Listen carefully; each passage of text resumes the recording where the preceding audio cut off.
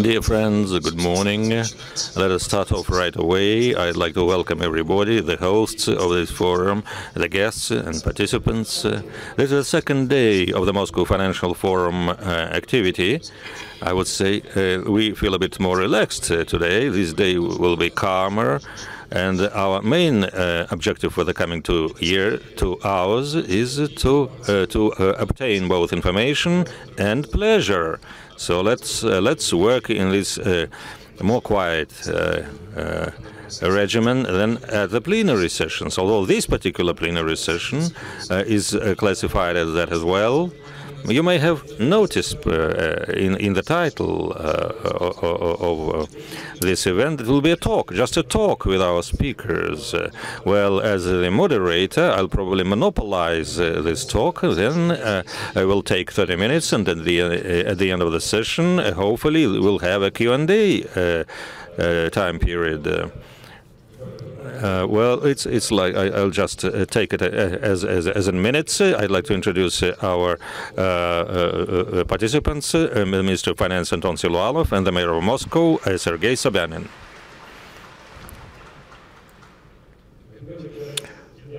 Well, during the first hour, I'll probably raise all the questions. Mr. Siluanov, some questions certainly will be like an extension of what was said yesterday following the global agenda of the economic development of Russia. We are living now in a time period when the May month decrees of the president needs respective sources, a source of finance, and the Ministry of Finance, it's high time the Ministry of Finance should suggest where to spend and where to take the resources. So the national projects are to be complete for that purpose. We now have 9 national goals and 9 national projects. How they are structured, how shall we spend on those? Good morning, dear friends. Indeed. A particular feature of the coming 3 years of the budgetary process, so to say, and the spending in particular, is that we have approached differently to structuring our expenditures in identifying our priorities, and we have allocated in the structure of our budget some program-related positions. They are the national projects in particular that are supposed to implement the national development goals that were set forth in the Presidential Decree of May month. So the upper goals of national development, there are national projects, federal projects, in pursuance of those, and the structural projects. Well, we have identified the sources of finance for these projects, and in the coming 3-year cycle, will fulfill the objectives defined in the presidential decree. The national projects cover all the levels of the budget, concerns all the individuals of the country. These projects are intended to implement economic objectives, to grow the economy, to raise labor productivity, and to improve the living standard of our people. With better education, better health care, pensions, and all the walks of life of our people are covered by these national projects. When you ask, what are the sources of finance for that? Yes, they are available. We have identified the resources, the source of finance, and we have structured specifically all the expenditures of the budget. Each of the national projects will be well defined and monitored in implementation. The government, we come together almost several times every week in order to draft these documents. First, the ID certificates of the projects. They have been approved by the government, and as of October the 1st, we'll have the national projects that will make part of the federal budget in the budgeting process. So the objectives of these national projects are supposed to identify the approaches, the principles of management, and the implementation. Also, clear-cut funding, the responsibilities to be allocated under these national projects, and certainly the strict monitoring. that will be carried out both federally and regionally in order to have an ample picture of the implementation process. Do I understand it right?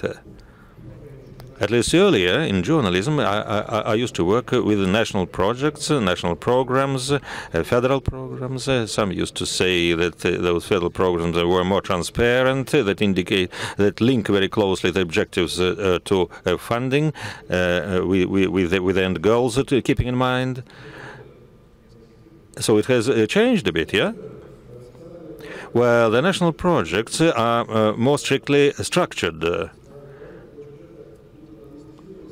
And certainly the demand for performance and discipline of implementation will be stricter there. For instance, special monitoring systems will be set up for each objective activity of the national project. We didn't have it with our state or federal programs in the past. During the previous 6 years, well, I'm asked sometimes, you have not completed about 25 million jobs to be created. Why not completed this, not fulfill this objective? Because the objectives were not well defined, and the discipline implementation was not clear. But it was actually well defined, well linked to the regions, to everything, and the administration was also quite well defined. So we reached the goals in payroll, in salaries or wages, but in other areas, unfortunately, we did not succeed. Currently, all the goals of the national projects will be administered in implementation on a daily basis. This system is being now developed and will be put on foot. Well, Mr. Siluanov has just said the source of finance have been identified. I remember the first Moscow Financial Forum, and we used to mention there some extra reserve allocations to the federal budget from the regional budgets. But after some years that have elapsed, probably we have been living for 4 years in an absolutely new reality. Some people probably count it from the crisis of 2008. How did the allocations of Moscow taxpayers change? Which part goes to the federal budget, to the Moscow budget, to the off-budget funds? First of all, I'd like to congratulate the financiers on the upcoming day of the Financier Day. Yeah, the day of financier, yes. It's probably one of the least beneficial or lucrative professions in our country, but it's highly responsible. I do not know any governor, any CEO of a company, or a head of an institution. Everybody always complains they have been short-supplied, not underfinanced, not given funding on time, or which was diverted probably. But everything is verified by time and the obstacles we overcome. You do remember, I guess, that in the early fat 2000 years that they used to create provisions in the National Welfare Fund and some other funds, but then tougher times came, and we found that the safety cushion had helped us to overcome all the crises. I can bring up an example of Venezuela that did not do that, and their inflation rate currently thousands percent. In fact, Venezuela is now bankrupt. To a large extent, thanks to the Ministry of Finance and its responsible policy. It has not occurred like that with Russia, so we can discuss national projects, the growing economy, but it could have been absolutely different. That's point one. Point two. Thank you. Thank you. Mr. Sobyanin. Well, they have just taken as something granted. Yeah, that's what I said. They were happy in silence. Yes. Yeah, but hadn't we had it, they would have scolded us out loud, but to be happy in silence. As for the national projects, Mr. Siluanov is a great optimist. Despite the years passed by him at the Ministry of Finance, he is not losing his sense of humor nor optimism when he's saying that labor productivity in the country and the number of high-tech jobs have not been created because we've had a little number of targeted. A small number of targeted projects, but who is to blame for that? You know, building up a wage of publicly financed public servant is much harder than improve your economy. But the high-tech jobs and all the rest are closely related to the growing economy. Well, they were dire straits in the past. We witnessed there was a slide in the economy due to the sanctions, price slump in our key export commodities. Everything is interrelated. Well, just building up wages for public and civil servants. It's by the whole order of numbers simpler than growing the economy. I just said we worked on that. Yeah, it was hard for you. Of course, you strained yourselves. It was stressful. You used that money to on the national projects. I'm not saying it was not that important. Wage raising for both teachers, civil servants, doctors. It was very important. But you know, creating high-tech jobs and labor productivity growth. These are new areas. They are not unique. You need something more to do.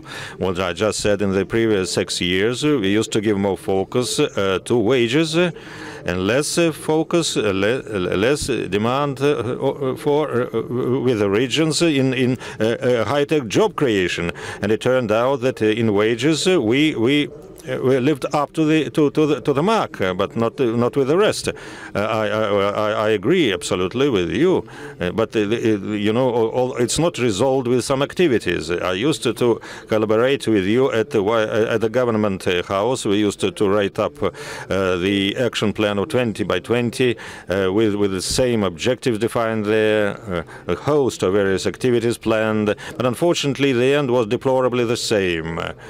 This was due to serious structural changes, also relating to the spatial development and some standalone activities, events.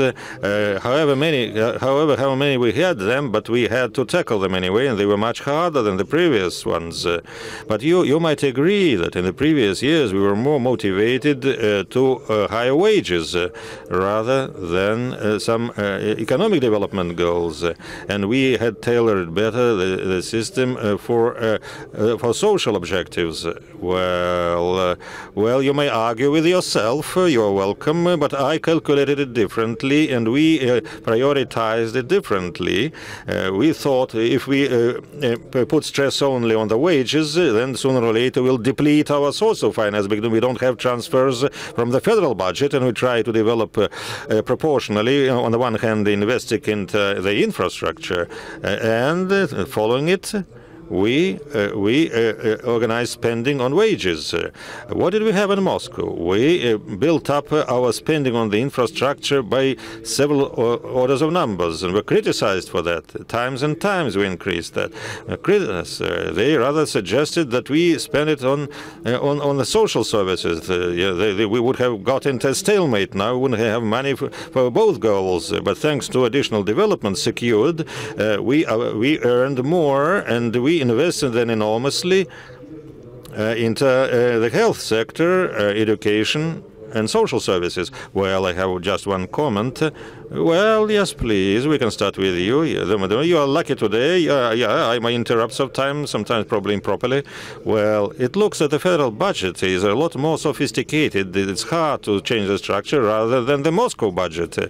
But still, Mr. Sobyanin, I have a question for you on that. The actual expenditures of the Moscow budget over the last years have not increased, I mean, as adjusted for the inflation. As a matter of fact, plus or minus comparable with 2008, the year of the crisis. But as we've just noted, well, just raising wages, you have succeeded in that. But what were the prerequisites for that? Both, the wages and the investment. Yes, well, you can see what occurred in 2008, 2010.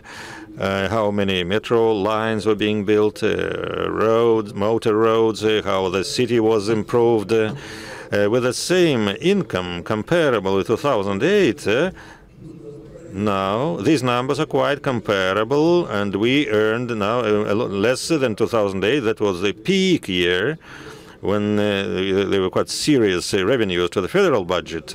This was, well, due first to optimize the expenditures, improved spending, more efficient, also the state public order well defined, and then tailoring well, aligning the priorities, and also analyzing well the revenues, tax and property allocation, land including estates in Moscow.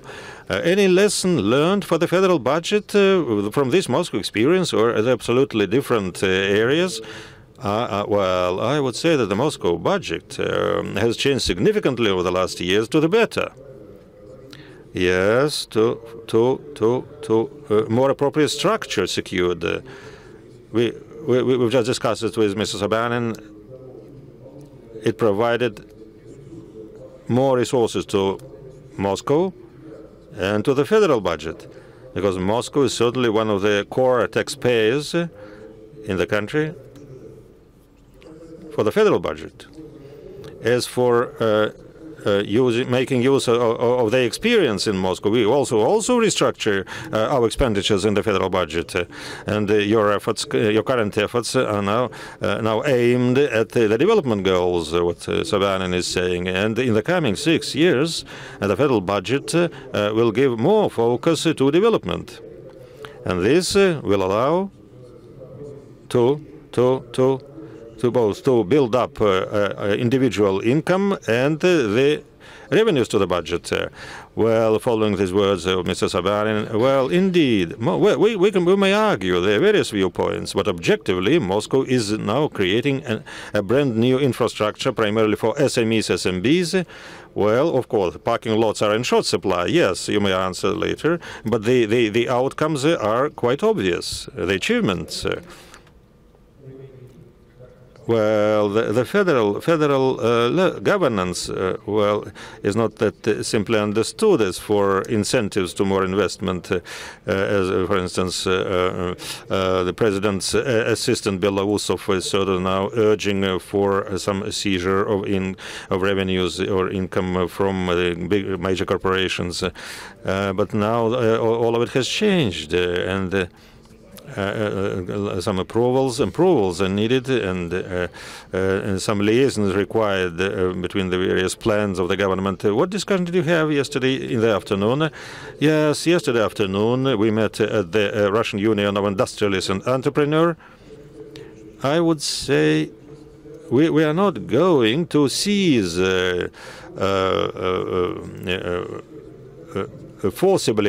forcibly the income from the corporations following the policy of the federal budget. The current and the past stable exchange rate of the ruble that has leveled off despite the growing oil prices has allowed businessmen to obtain quite a sizable income.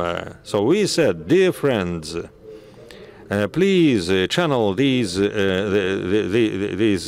income to the Russian economy. Do not invest, please, into some international assets, but spend those resources here. And our mission of the federal government is to create the appropriate environment for you to invest here in Russia. This is what we pondered over yesterday. What our interface should be, maybe to set up a working group, an agency, to consider individual proposals from businessmen, what was needed in order for the money to work here domestically. We are ready to use various support tools, providing various guarantees, creating PPP institutions. This is what we discussed yesterday. Mr. Siluanov, don't you think that the best message that we can give now to businessmen is just saying, so this is private company revenues, income. You may do with that whatever you like. Yes? What is some surplus income, non-surplus income? If at my commodity market, for instance, I have quite a positive environment, so I invested. I am a well-talented entrepreneur. I have earned properly. The best companies that were mentioned in order to seize their income didn't use purposefully. Of course, these are the returns of the company, and nobody would claim that. But time and again, this kind of revenues were spent not in this country, but abroad. And over the recent years, we did not communicate that much with business circle. And likewise, the government. You know, the government mistrusts the business community. Because we're kind of partners that could put forward some kind of solution that a certain percentage of their returns would be accumulated by the taxes or some duties or whatnot. And that's why the ministers and vice premiers proper understanding of our plans. This is of utmost importance, because as far as I can judge, they have a different mindset, a different mentality, because trying to exempt, to deceive, or it's on the contrary. We're willing to help, to extend our helping hand to everybody. So we can only envy business people, entrepreneurs. But Sergey Sobyanin, do you communicate? Do you interact with entrepreneurs? Actually, throughout the country, the amount of investment has increased by 20% or so over the recent 8 years. I may be wrong, but nevertheless, over the recent year, it's about 4 to 5%. So in Moscow, the amount of investment has increased by 70% in recent years. I mean, regarding these are not speculative investments. So these are investment into the assets. I mean, over the territory of Moscow. So on an ongoing basis, we're working with investors. There is an investors club. There is also the headquarters on the protection of the entrepreneur interests.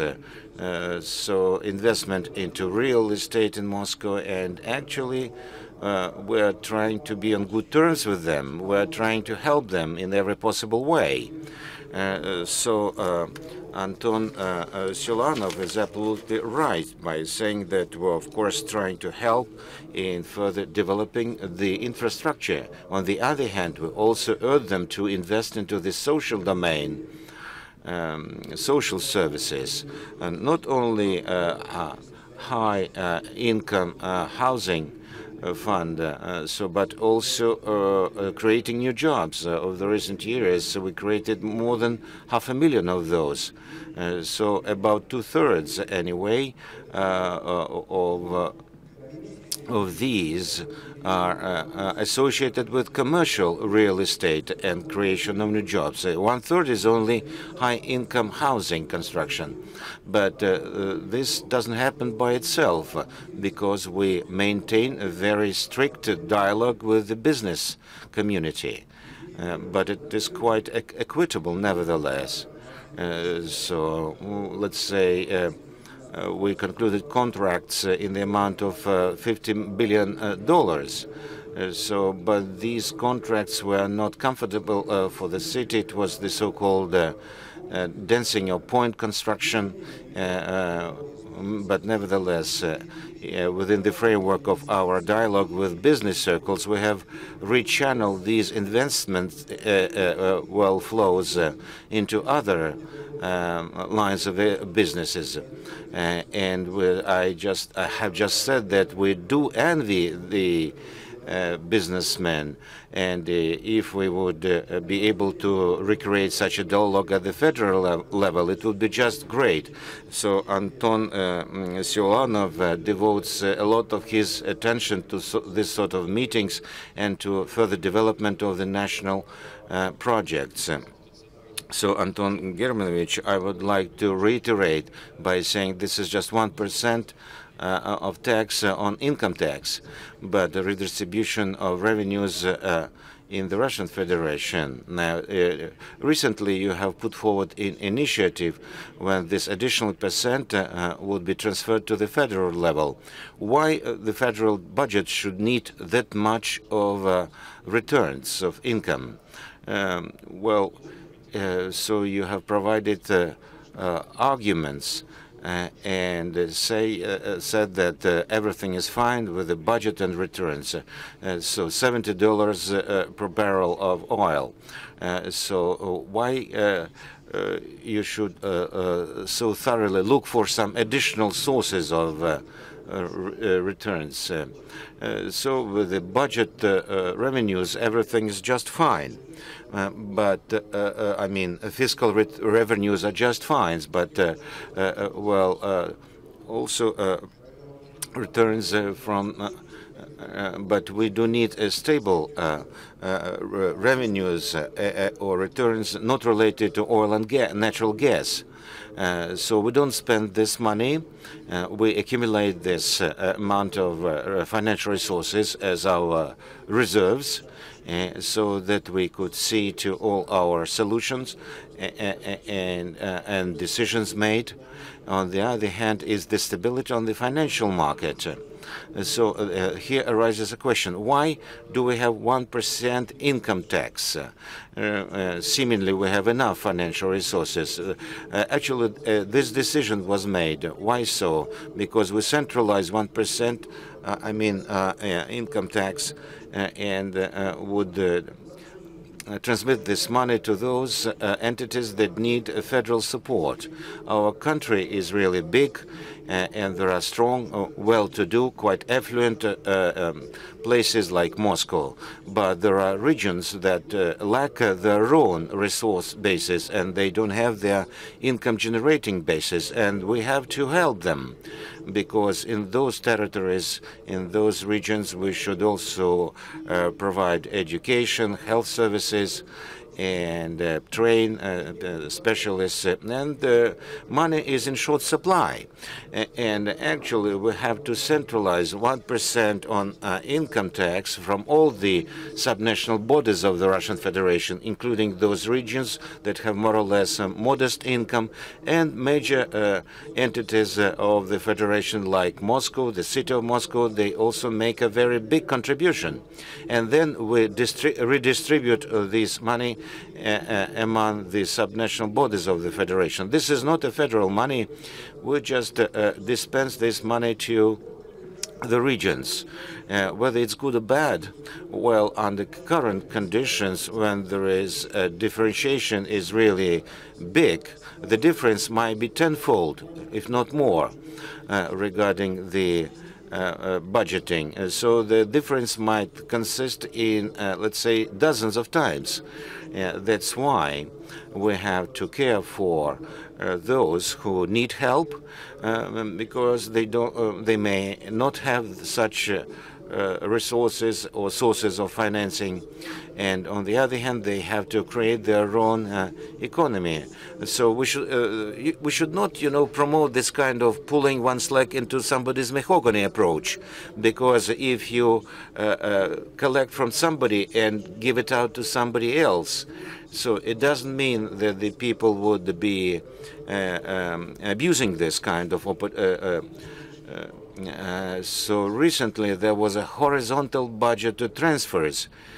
So why not Moscow sign this sort of contract and provide loans to some entity? Then in that case, Moscow would not be termed as not the subject or subnational body of the Russian Federation, but as one of the departments of the Ministry of Finance. So I don't claim additional, glory or authority. As to this kind of approach related to redistribution of income, I don't think it's the right way to do it. It is not cost effective. I can quote two figures. Over the elapsed period of time, the returns for the federal budget from Moscow has increased by 2.2 times. And the amount of transfers from the federal budgets to the subjects of the Russian Federation has increased by 20%. I mean 220 and 20. There is a big difference between the two. This redistribution happens not in favor of the region, but in favor of the regional budget, federal budget, because the Russian Federation pursues its own goals, and that might be of global nature. So we should not substitute the deductions to the federal budget and the assistance provided to the subnational bodies of the federation. There is some kind of chain of events. If in Moscow the income is high, it means that other regions would suffer. Or there is no direct association between these two things. So 50% of those monies transferred to the budget, it goes to the federal budget, and the major beneficiary, whatever is happening in Moscow, it's not the city of Moscow, but the federal budget, including extra budgetary funds. In my opinion, this paradigm should be pretty simple. It's a stable rule, so that we could plan further development of the economy, including the municipality, and thanks to the economic growth, so there is a higher transfers to the federal budget, and the federal budget has additional opportunities to extend help to other regions, to other territories. I think we have reached a good consensus with Anton Siluanov, because we were arguing on this issue for quite some time. There is a much more effective model that makes it possible for regions to further develop. We do not suspend the development, but at the same time we contribute a lot to further development of other regions and territories. I think Anton Siluanov would agree with me, so once Moscow is quite successful in economic terms, greater assistance could be extended to the regions. All right, we shall count on that. I mean, some additional resources generated in Moscow. Regarding the taxes, for 6 years ahead, we are not going to revise the conditions of tax collection. The same for the budget. We should kind of stabilize these conditions that would be invariable for the following 6 years ahead, and so that the people can plan their opportunities. These are really golden words, and they should be carved in stone. And I think we shall find the right stone for this. So it has been really a very good news that I heard from the Ministry of Finance and from the first Prime Minister, first Vice Premier, sorry. And of course, you are just making this statement being well aware that this is the right way to go forward. Okay, Sergey Sobyanin, I would rather change gears and say something else. Okay, colleagues, I would like to turn to another very important issue, like spatial development. So, Anton Siluanov, I would like to ask you a question. There is a draft strategy of spatial development. It has been already published. So there are 4 such let's say, sub-strategies for different regions. What kind of impact do you expect from this? Do you think is the right way to subdivide these territories into 4 categories, and I mean in terms of spatial development? Actually, we have developed a special development strategy, and nobody before has ever dealt with this. Well, during the Soviet Union times, there was a so-called state or Gosplan or state plan. And there was a priority setting and the economic development. There is some kind of common sense behind this, because the economic growth and the main drivers, they take place in agglomerations, like say in Moscow, around major cities. This sort of agglomeration may take place, and right there we can see and witness high economic growth, high activity of the local communities, and the sphere of the service provision, and further good conditions for the business development. But we should not, let's say, forget about other territories. We cannot concentrate our support only around agglomerations, because there are rural areas. So there are places lacking economic basis, infrastructure, and they are also supposed to create some new jobs and provide proper conditions for economic growth. On the one hand, we have an emphasis on agglomerations. We shall further develop the infrastructures and provide for a stable economic growth rates throughout Russia. If they are successful, they would provide favorable conditions for the rest of the country. On the other hand, this kind of special development strategies would encompass those regions that were left aside, that they have not become part and parcel of these agglomerations. We shall create safety roads. We shall also increase the level of infrastructure in these subnational borders of the Russian Federation. We shall also invest into further development of the social sphere. That's why the spatial development strategies is well balanced. On the one hand, there is an emphasis on further development of agglomerations as a source of economic growth, and secondly, it's the support and stimulation of further development of regions that are not components of these agglomerations. Don't you think it's a bit too optimistic? In Moscow, the income is much higher than in some other areas. So whether this kind of recipe is good enough for all the territories of Russia. The economic formula is just one and the same, no matter it's Moscow or St. Pete or Yekaterinburg. The higher the concentration of the population, the higher the labor productivity. If we are after this, so there must be a higher population concentrations. If it's a too dense population, it's not there. What I mean higher concentration of the population per some small surface area. Take, for instance, coach drivers, bus drivers. Let's say in the rural areas, they would provide services for the passengers where they would cover 10-kilometer distance, and on the average, they would transport 10 people. In Moscow, the same bus driver, covering 10 kilometers, would transport 50 passengers. So the labor productivity is 5 times as high. The same the same is true for hotels, restaurants, etc.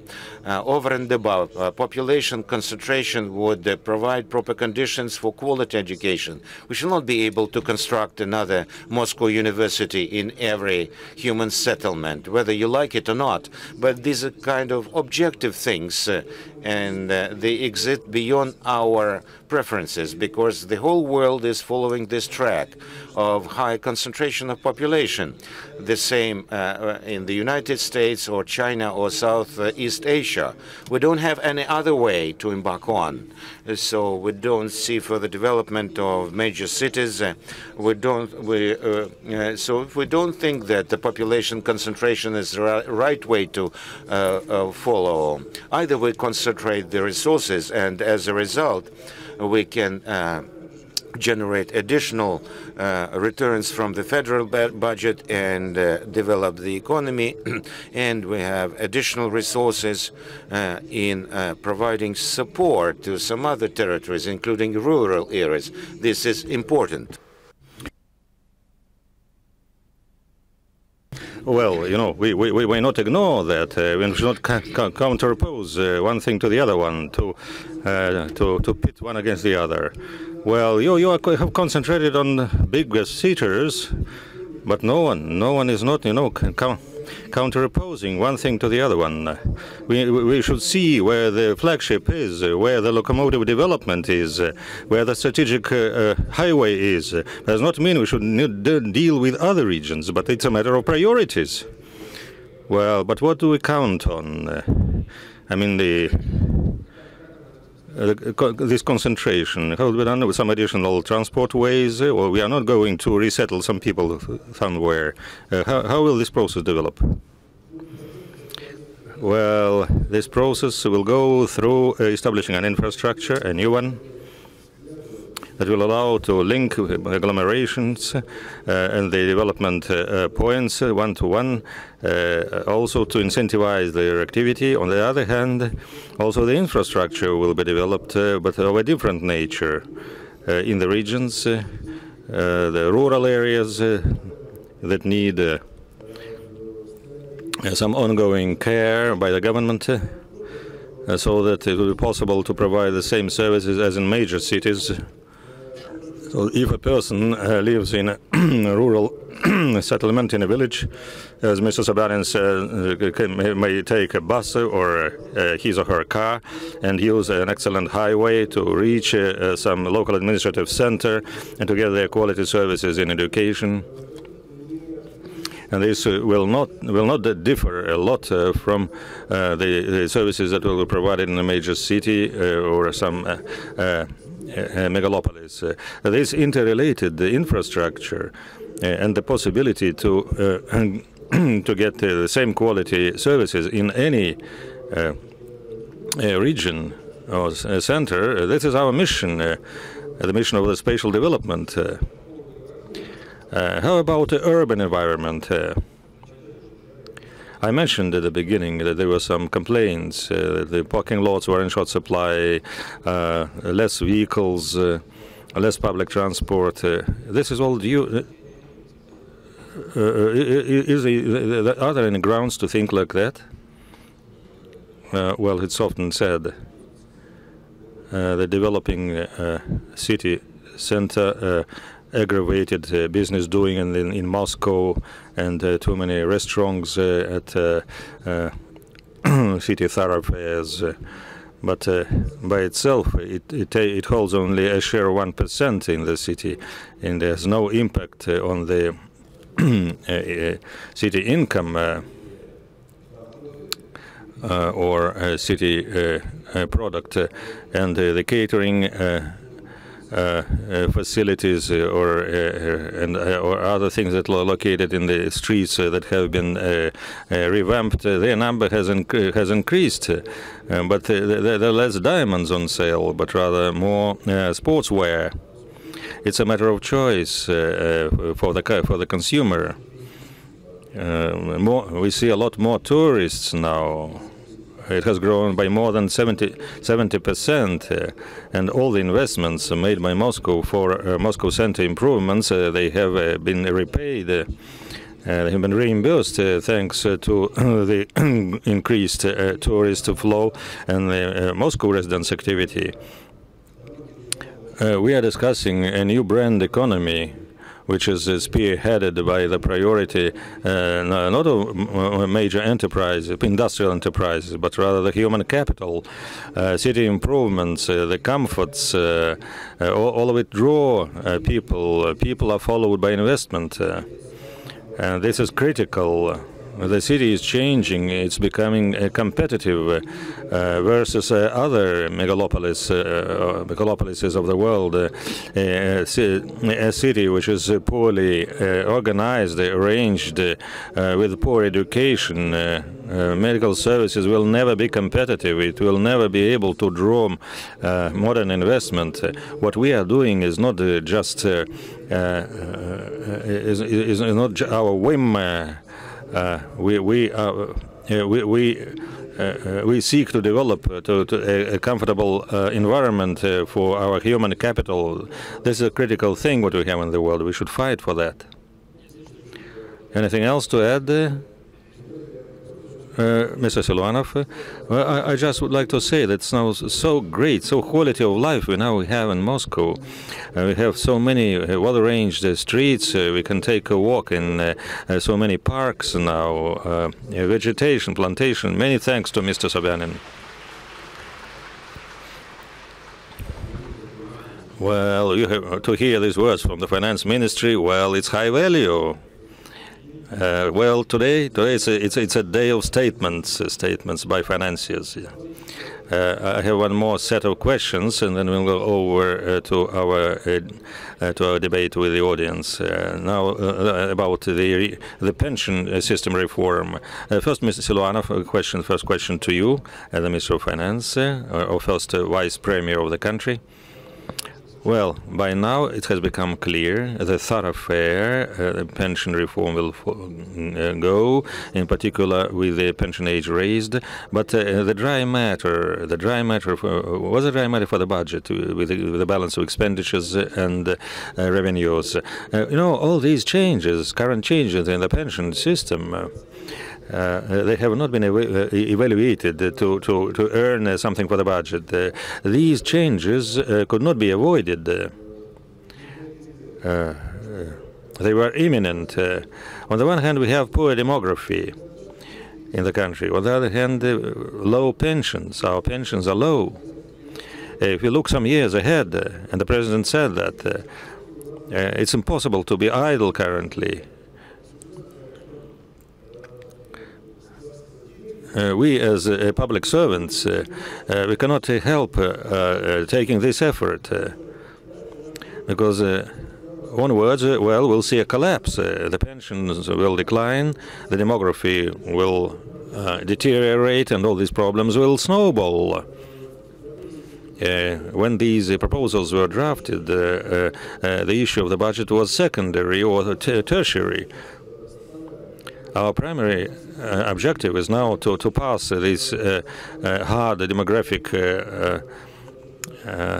slump period first, and second, we should raise the pension size. It's a primary task for us. As for the budget will help the pension fund anyway. Would have been responsible anyway for pension paying, but it depends on what sources to be used for that. We have not been able to raise pensions at the expense of the budget, or we are supposed to take these monies from defense, from regional support, or anything else. And the federal budget and the pension fund both make one whole budgetary system. They are interrelated. Therefore, when you say what we will do serve for the budget, it will be extra expenditures. As a result of the pension change, the federal budget cannot get any benefit, and we'll use more funding during the first years to provide funding to the pension fund, and it's normal because we want to resolve our primary task, that is raising the pensions. Well, another question ensuing from that. There were some bizarre opinions that there were no funds in the budget in order to implement the May month presidential decree. But the economics, unfortunately, are not well fit there, as it's suggested. Even extra expenditures will come. Yes, yeah, indeed, more expenditures from the federal budget will follow. But it's no fear. It's a very important structural change, this one. It's an important goal to raise the pensions. Well, Mr. Sobyanin, you said that investment in humans is key. But how should the regions behave in this context with their with social policy, given this reform? Yeah, it's a certain challenge, some social tension. We observe, we may not stay aside, and in the near future we'll make some administrative decisions so that the seniors should feel more confident and better protected. Firstly, these decisions, regarding the previous benefits that were linked to pensions, will be now linked to age. When women, for instance, come of 55, women coming of 60 years of age, they will enjoy Moscow benefits, even if they have not retired. In fact, we are not decreasing the expenditures, regional expenditures, but rather we help people, we support them during this transition period. That's one thing. Point two. We'll certainly streamline a dedicated system for higher qualifications and the second professions. It will be a whole network of professional vocational colleges that will create about 50,000 jobs for free. We'll make a set of the professions that are in demand in Moscow. And the third, will improve healthcare quality for the seniors, including the priority prevention during regular medical checkups of people, screenings, including all the tests that are available at West European clinics, also chronic patients. Some areas, some space was allocated at the polyclinics for chronic patients, and the medical equipment and the premises should be of a high generation. What we will be doing in the coming years, it will be a serious upgrade, a new phase of the upgrade of the ambulatory and inpatient care settings. Also, high qualifications and improved and health promotion. These are the three areas we'll focus on in the coming months.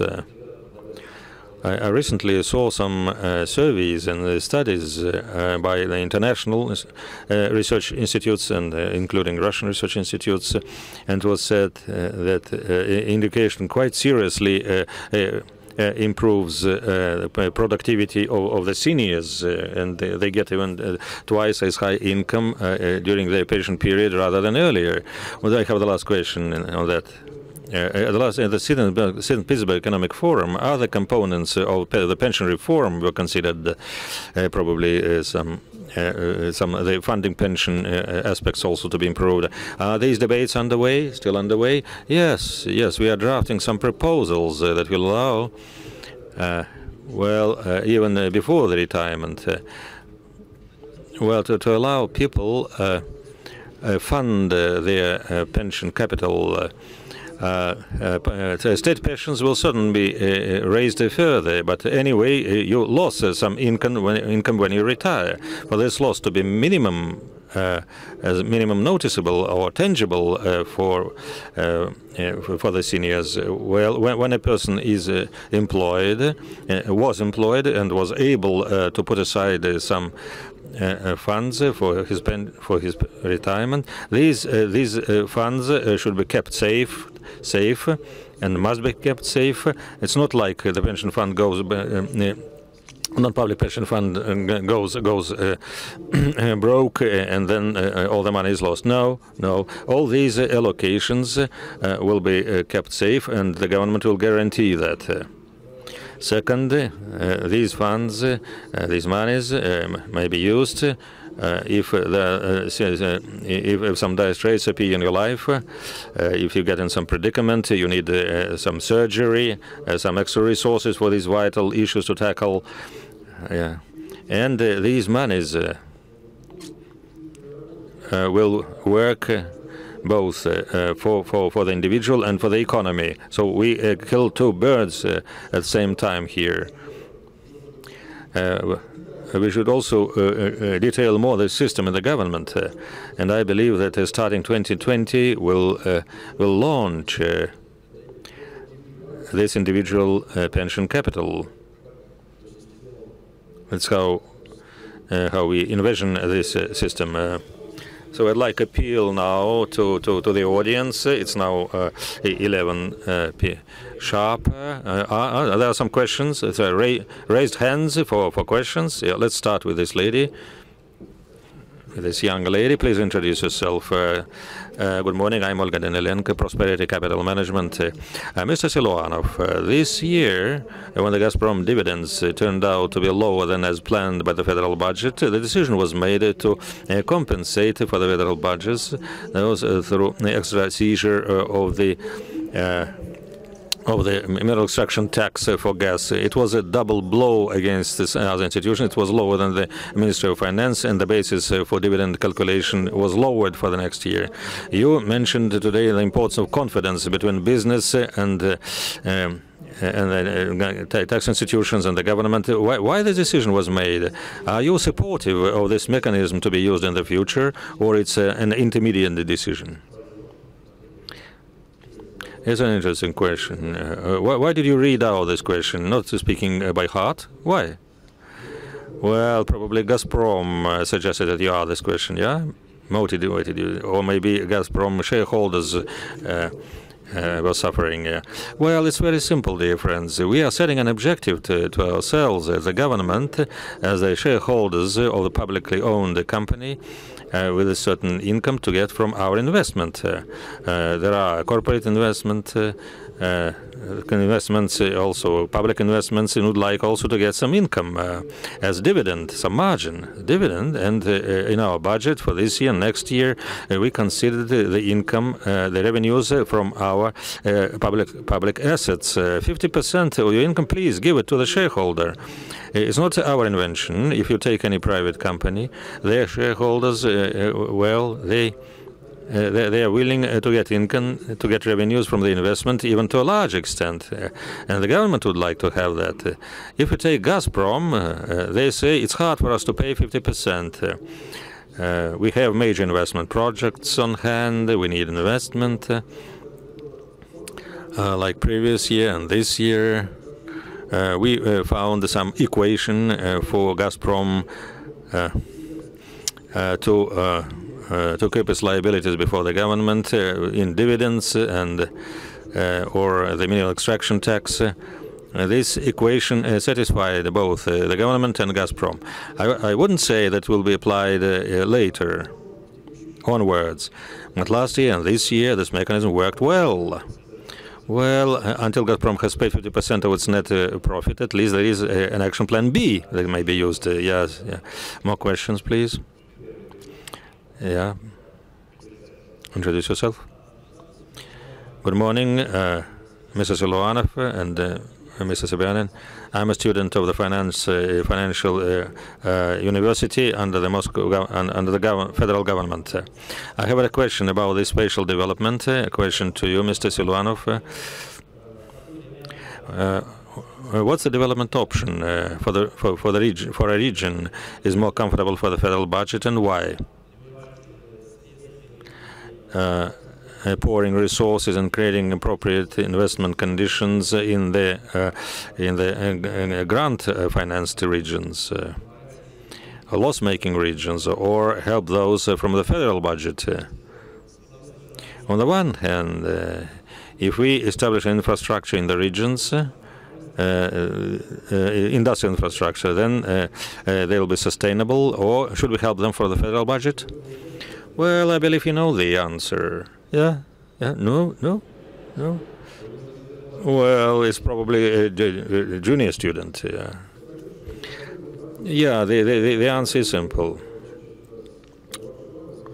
What are our plans to interface with the regions? Either to keep them on grants all the time or create appropriate environment for business development, investments, or the regions would build up their tax-based potential? Yeah, the answer is obvious. You wanted to say something, Mr. Sobyanin? I agree with Mr. Siluanov, only that it's unrealistic. Our regional division is so minuscule, is so fractionate that irrespective of how much you invest in the regions, they will not work. You may take Moscow, 12 million population. It's a self-sufficient administrative unit. But if you take, for instance, the Troitsky district of Moscow and make it independent, an independent region, 200,000 people, yeah, we have that size regions with that population. And they will always grant-based, grant-financed. But Moscow is not grant-financed. This is the issue of not just pumping funding into some regions, but rather should think what administrative changes are appropriate. For instance, the regional, the enlargement. It's unpopular, I know, but I think making a balanced economic, financial, and spatial model is impossible without that. Of course, some palliative measures are possible, like making macro regions. What's a macro region? This is the movement in that direction without some cardinal change. We'll see how it will work. There is some doubt that even having drawn up these macro regions on paper, they will not develop in real life. The current administrative system of the country, if we recall how it was developed, there was a Communist Party-based principle, a certain number of members of a Communist Party members were taken into account, and then a region was established. You cannot see any such fragmentation in the world. Even in small-size Europe and Germany, the region counts from 10 to 20 million, but we have 200,000 to 1.5 million population in a region, and Moscow, which certainly is special in that, like 12 million, it's a normal federal land of Germany. And there is no tragedy behind that. I know it's a kind of complex process, whether we like it or not, but we'll have to do it in the future. Otherwise, we shall fail to provide proper balance. What about those written documents? They will be converted into a real, actual development or regional development. We're not talking about amalgamation of the subnational bodies of the Russian Federation. It's very important to provide for the economic, let's say, unity. So economic ties should be tight enough. Let's say, all the people might reside in one region and work in some other regions, so there must be proper links and connections. We have 85 subnational borders of the Russian Federation, if we have a look at some other countries. So I don't think that we shall find something similar elsewhere in the world. That's why the subnational bodies of the Russian Federation, or entities, whatever you prefer. So what has to be done? Of course, we should develop our economy further, and not in every place we should try to have this similar or the same economic performance. So of course there must be proper preconditions for economic development, for creating new jobs, for favorable conditions for the entrepreneurs, for the business initiatives, so that they would further develop the economic potential. We have never planned and intended, let's say, concerning a small region with a modest economic potential. They would never reach the performance equal to Moscow performance. So there could be different levels or maturity of development of different territories of the Russian Federation. That's why we're living under those conditions that we have today. There could be also national subtleties and peculiarities. It's a very subtle and quite well accurately verified mechanism. Distinguished colleagues, any more questions from the floor? Please raise your hands. Yes, I can see two people would like to ask. One of the backbenchers, a young man. Could you please pass the radio microphone to him?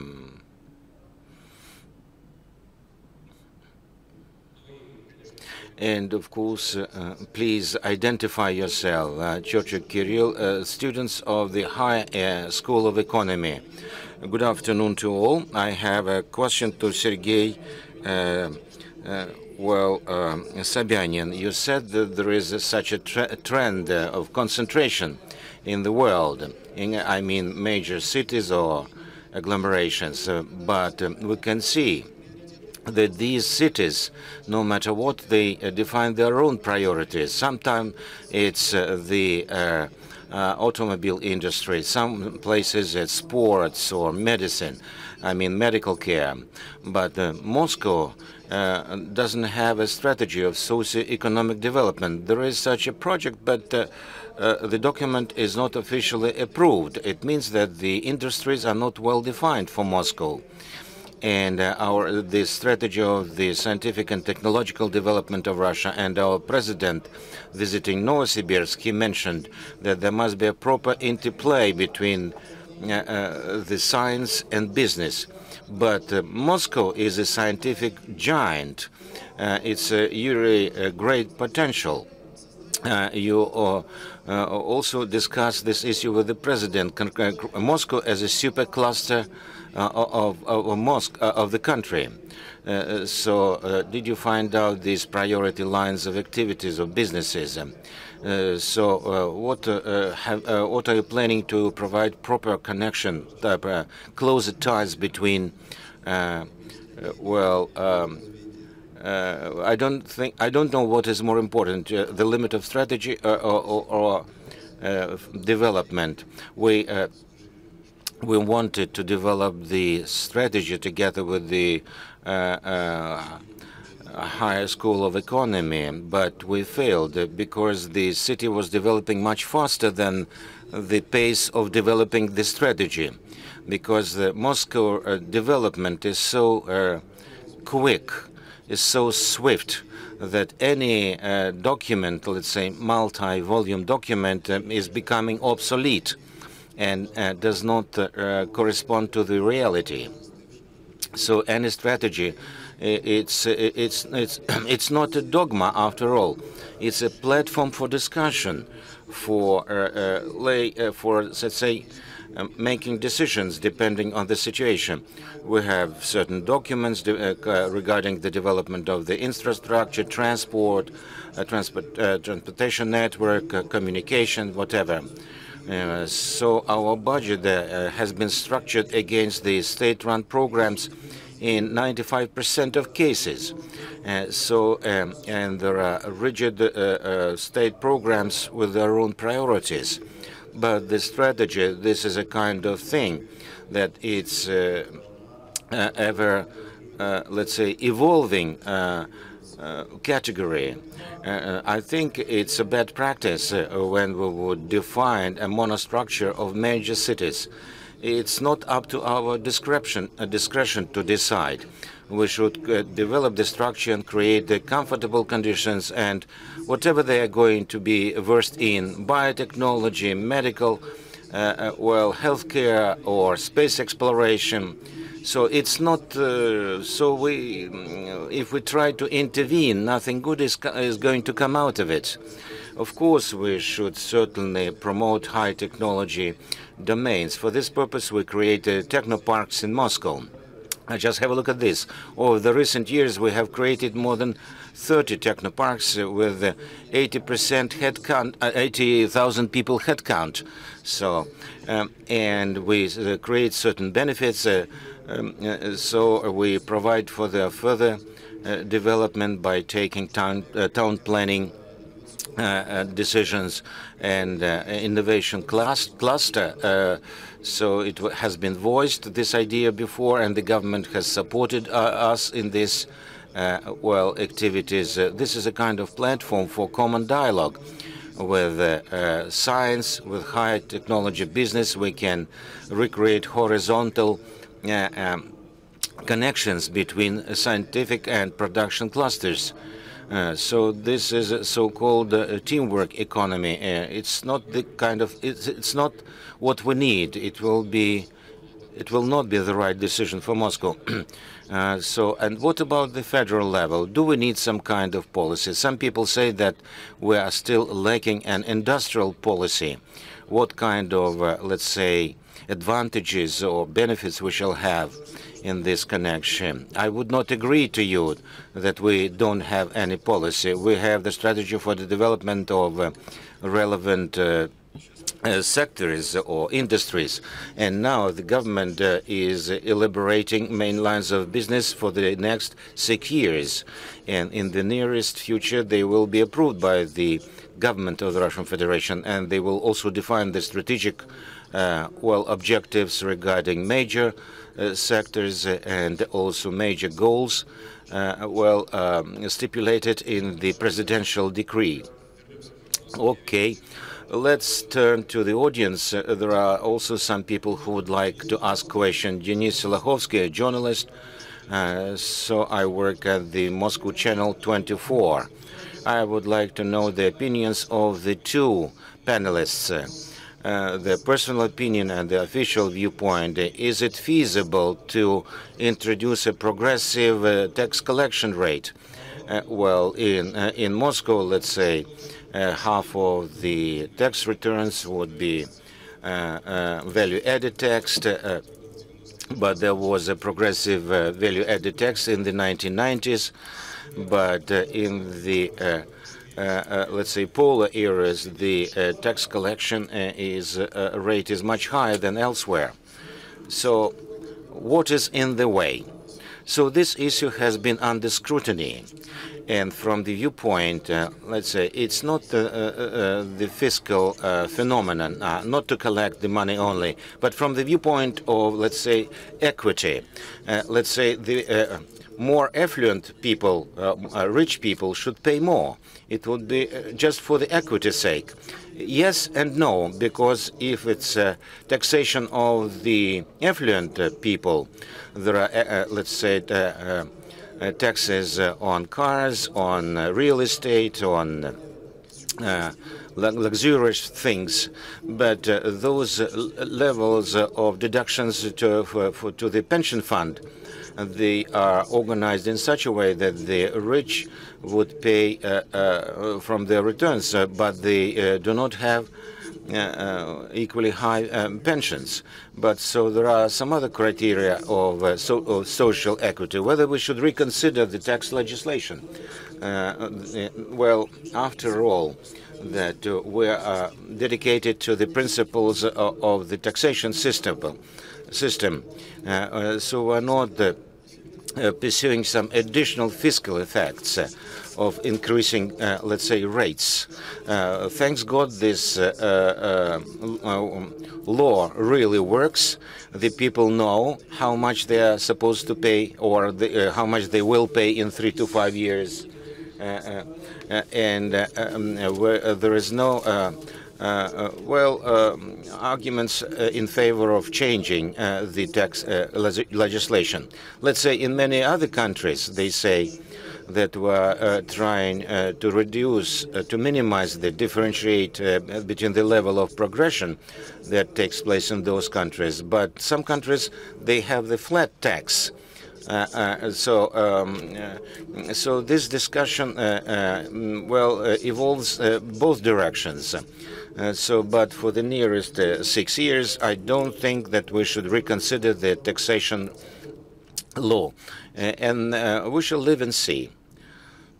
You know, Sergey Semyonovich, we're living in a competitive world, and we should defend people's interests, including taxpayers. The higher the taxation press, the more people would abandon the country. If we introduce progressive taxation, the last billionaires will escape, and we shall have a round hole in our budget. All right, thank you very much. Usually when the time is almost up, there are many more people who would willing to ask questions.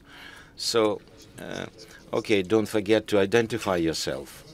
Nikolai Tereshchuk, military journalist. Anton Siluanov, we were talking about the pensions for the civilian pensioners. What about the military retired people? So former military, former servicemen. Well, thanks God, the pension for the former servicemen is much higher than ordinary pensions for the civil population, and this difference will be kept in the future. That's why we shall see so how to improve the pension legislation. But I don't think that it's the issue that has to be seen to right now. There is one more person who would like to ask a question. Okay, the young lady, Ilya Markova, young financier, the best financier of 2018. I am from the Vologda Oblast. In recent years, we laid a sound foundation for breakthrough growth. We decreased the government, the public indebtedness, and there are development strategies. There are 40 all in all. So whether there will be changes in such territories like us, where there is no room for agglomerations. My congratulations that you are the best, you are number one financier, according to the contest conducted recently.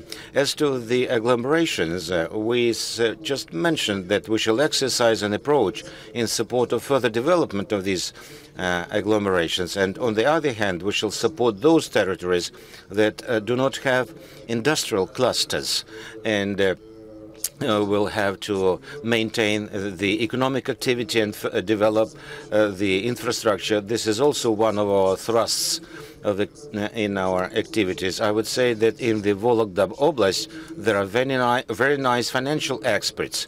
Your governor pays keen attention to the budgetary issues. He has done a lot from the viewpoint of changing the budget structure. And I'm pretty sure that the financial standing of the Vologda Oblast would be just fine. And there is also a residence, of the Father Frost or Santa Claus. Okay, there is one person who would like to. Anton Tabach, expert. So the question to Anton Siluanov regarding pension changes. So what about the individual pension accumulation? What about the business community? Will it be part and parcel of this process? Because over the recent 15 years, the accumulated pensions and also the changes in the pension retirement age, this has been done in the light of the so-called ministerial changes or revisions. In neither the expert community or the official circles, they don't have much to know about this. So it will be a kind of some kind of coup. With pension age, so there will be a strike on the head, and then we could discuss. Of course, this pension retirement age increase has been discussed for maybe for dozens of years, but let's say some 10 to 15 years ago, we were not prepared to increase the pension age. We could also increase the pensions, and the pension system was functioning just fine. But it issue is that retirement age issue has been under discussion for ages. Well, as to the funded pensions, of course, we shall table this to the government, I mean this document, draft document, and I'm sure that there will be an opportunity for different experts and professionals to discuss this draft legislation in greater detail. And there will be time enough to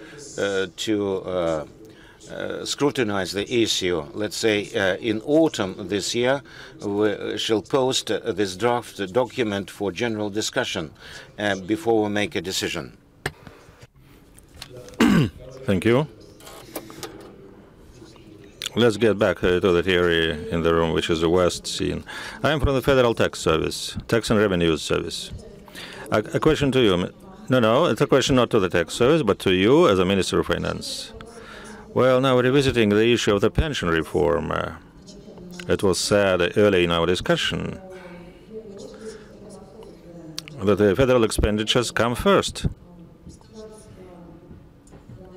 How will this reform affect the public servants' compensation? Will it worsen or aggravate our current status? Even to counterpose pensioners and public servants? Well, no, the reform aims to primarily improve the pension status. As for the public servants, no, it will not affect their financial status, income status. But in the future, we would like to create a system of more motivation for a higher public service efficiency. Next year, believe me, the Federal Tax Service and other regional related services and the executive agencies, they will have a possibility, well, to evaluate more fairly our public and the civil servants' labor performance. Well, how the public service performs. Well, it affects a lot, for our industry performance and the rest. Our bureaucrats, functionaries, public servants, their performance is critical for all government institutions. Well, to answer your questions, what we'll have next year? Well, the pensioners will have higher pensions. Our public service will have a more efficient compensation system. Well, what's your name? What's your name? I'm Elena. Thank you. There are two persons with the largest budgets in Russia here. Saving on the public servants, well, hardly anyone needs it right now in the current context. Well, using this opportunity, I would like to draw your attention and ask Mr. Siluanov, as soon as they begin to consider incentives for the public service, to also to look at the regional aspect. The average wage in Moscow is 80,000 rubles. The national average is about 45,000. And the 30,000 in some regions. But public servants are paid same level everywhere. As planned by the government, teachers are supposed to get as the average for Moscow, the same for physicians. For instance, court workers and bailiffs, they are paid 20 or 30,000 rubles as everywhere. We would like to develop a Moscow is it appropriate that our people are paid 1/3 than the average market level? Well, willy-nilly, we need to consider the average wage as linked to the regions, I mean, for the public servants, probably to provide some bonuses in Moscow. No, we may not do that. No extra pay in Moscow. No, we have some separate agreement. It's like a social compact. We are developing additionally the infrastructure and strengthening also in providing facilities and equipment to police, to prosecutors. And help them to improve and establish their facilities and premises in other regions, but we may not finance them directly under law, and it will be inappropriate. It's an absolutely different system. It's supposed to be self-financed, but I think this superstructure should be developed. I'd like to complete it. In Moscow, certainly, mostly federal ministries and agencies are located with their compensation size matching the living standard in Moscow. Of course, there are regional agencies as well, but starting next year, the regional offices of the Federal Tax Service and some other federal services will get some extra compensation as budgeted by now. So the employees of those facilities will be happier. Let's go over to the second part of our plenary session to complete it. It's an award ceremony with regard to some competitions and ratings as held and set on an annual basis. Thank you for this highly fruitful conversation. To award prizes to the winners of various competitions in the framework of this Moscow Financial Forum, I'd like to invite here Vice Chairman of the Moscow government, Minister of Finance, Anton Siluanov.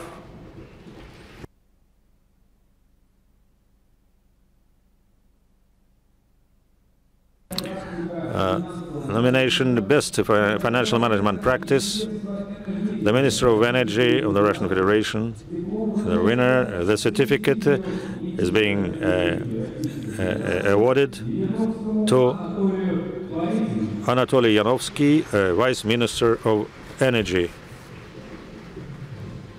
sector.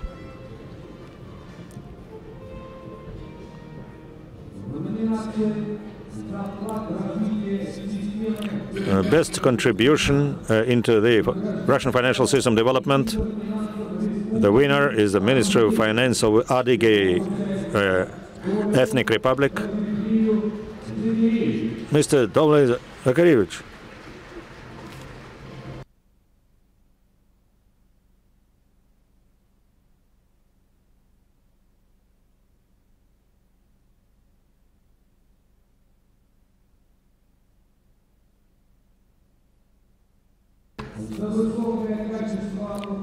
Best Regional Finance Management Quality.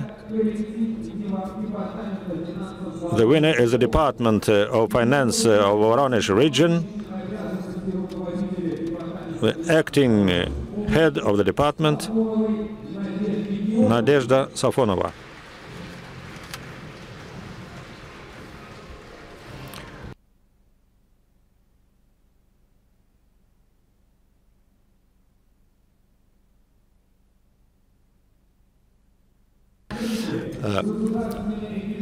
Open public finance data, the best internet product or project using the open public finance data. The winner is the Studio of Data Imaging. Polina Vasilkova, please.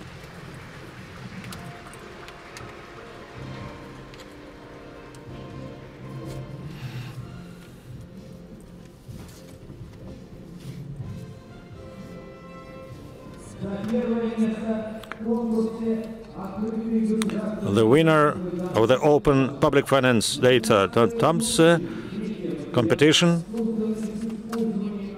The data, best data used using the open public financial data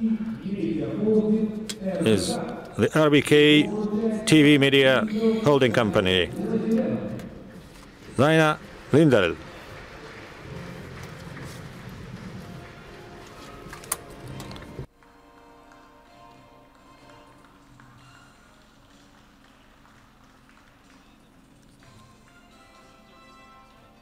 За первое место в конкурсе «Открытые государственные финансовые...» Open Public Financial Data Tabs,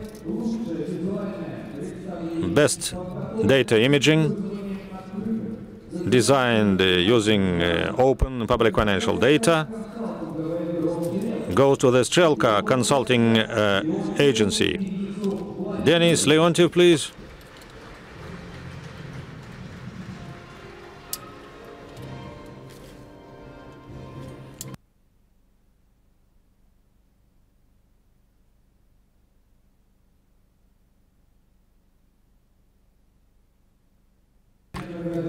The award ceremony is over. With that, we wish you a fruitful work on the follow-on sessions of the Moscow Financial Forum.